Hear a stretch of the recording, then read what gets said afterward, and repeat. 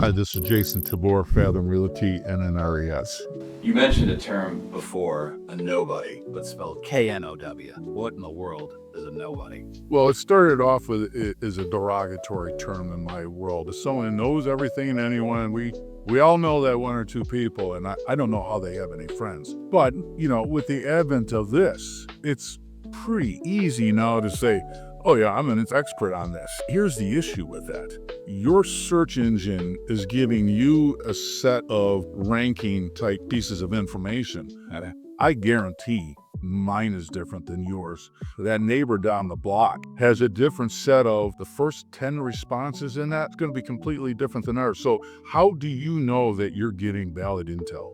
And especially with ChatGPT, where now you're putting amalgamations of intel together. If there's false intel in their searches, that's going to come up, and now you are regurgitating something that is erroneous or false. And I'm not saying that it is, but unless you talk to an expert, whether it be a title company, a realtor, an attorney that has done hundreds of deals a certain way, that you know the nuances of a particular deal, you're not going to pick that up on the phone. And what, are you going to go dig through 100 different searches to get a valid answer? So I'm a bit of a nerd. I love new intel. And I feel like a little professor next time, I get a hold of something, I'm playing with it, Rubik's Cube, but it still has to be tried and proven until I take it and utilize it in any type of negotiation.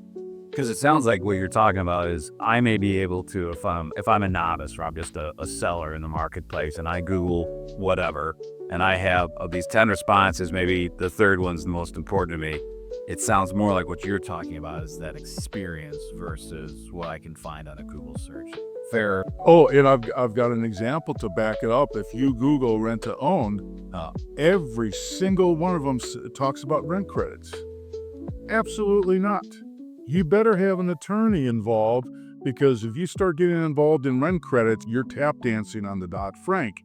And no, to me, I never use rent credits. Okay. You're coming to the table with cash for that property, and nothing needs to be credited to you. That's not the business model. This is an investor type scenario, and you are the client, and then at the end of the term, you're going to consummate and get your own loan. There's no rent credits involved, nor should there be. Okay. And that's not an argumentative point, but according to search engines, it's in every single one. So when somebody questions you, that's right, they're asking you the question, where did you learn that from? And they're like, exactly.